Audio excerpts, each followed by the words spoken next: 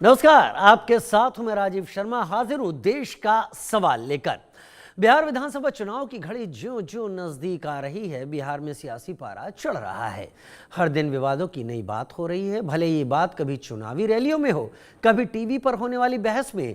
जिस ध्रुवीकरण के मुद्दे का इंतजार अब तक पूरा देश कर रहा था, उस मुद्दे को बीजेपी की तरफ से थमा दिया गया है, जिसमें साफ कहा गया कि मुस्लिमों को बीजेपी टिकट नहीं देती क्योंकि मुस्लिम बीजेपी को वोट नहीं देते। इस दावे का आधार क्या है, ये बात अलग है, लेकिन किसी एक वर्ग के वोट न मिलने को खारिज करने के पीछे मंशा क्या हो सकती है, ये समझना मुश्किल है, क्योंकि विपक्ष इसे अपने तरीके से भुनाने में जुट गया है। वैसे मुस्लिमों को लेकर बीजेपी बिहार में आक्रामक राजनीति कर रही है।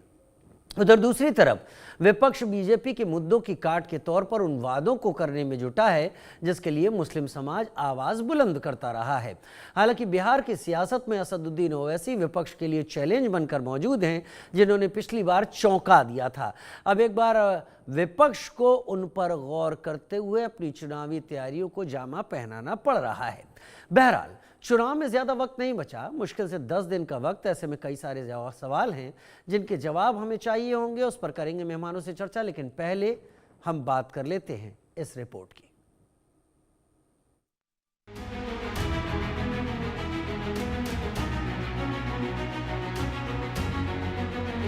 आखिरकार बिहार चुनाव में ध्रुवीकरण का बीज पड़ ही गया। बीजेपी प्रवक्ता अजय आलोक के बयान के बाद अब चुनावी घमासान दूसरी दिशा में मुड़ गया है।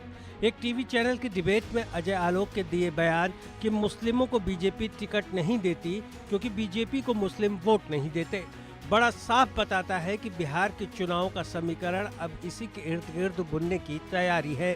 वैसे भी अब तक बिहार के सियासी घमासान में जात, गाली, SIR जैसे मुद्दे ही गूंज रहे थे। हिंदू मुसलमान का नंबर लग नहीं पा रहा था। अब जाकर चुनाव के असली मुद्दे का मामला सामने आ गया है। गिरिराज सिंह का बयान, जिसमें उन्होंने मुस्लिमों को पहले ही नमक हराम बताया है। आयुष्मान कार्ड मिला, कहा हाँ मिला। हिंदू मुसलमान हुआ, कहा नहीं हुआ। हमके लिए बड़ा अच्छा, आपने हमको वोट दिया था, कहा हाँ दिया था।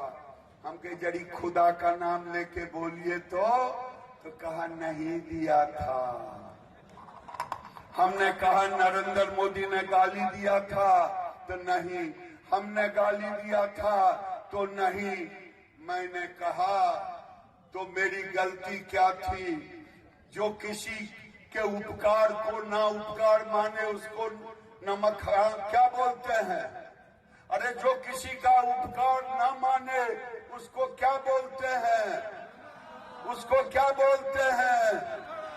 मैंने कहा मौलवी साहब, मुझे नमक हरामों का वोट नहीं चाहिए। वो फिर से जिंदा हो उठा है। वहीं दूसरी ओर RJD ने सरकार बनने पर वक्फ कानून को खत्म करने की बात कहकर एक ऐसा सियासी जुमला उछाला है। और आप लोगों को बता देना चाहते हैं कि सरकार बनेगी तो वक्फ बोर्ड का कानून का जो बिल है उसको पूरे दान में तेजस्वी फेंकने का काम करें। और तेजस्वी जब मुख्यमंत्री बनेगा तो बेरोजगारी से लड़ाई लड़ेगा।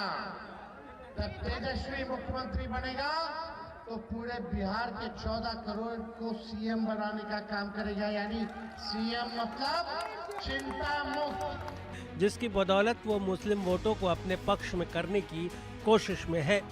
इससे पहले बुर्का उठाने या बुर्के में वोटर्स की जांच का मुद्दा भी उठ चुका है, लेकिन जिस तरह से अजय आलोक ने बेबाकी से बयान दिया और इस बीच मुस्लिम डिप्टी CM की मांग को लेकर शोर मचा है, उसने कहीं न कहीं इन चुनाव को दिलचस्प बनाना शुरू कर दिया है।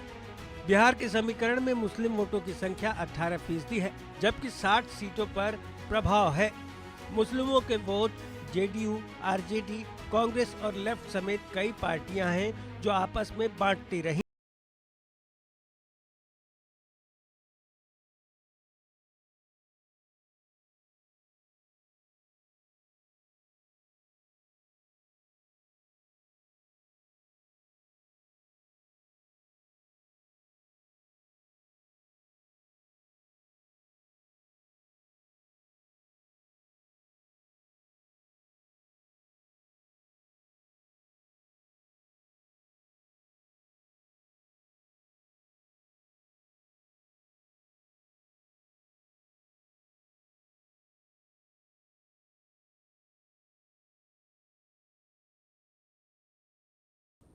बिहार चुनाव आया, सारे मुद्दों के बीच में अब ये भी चीज़ें सामने आने लगी हैं, लेकिन देश का सवाल में कई सवाल हैं जिनकी अब हम बात करने जा रहे हैं। पहला सवाल, क्या बिहार चुनाव में वोटों के ध्रुवीकरण की कोशिश शुरू हो गई है?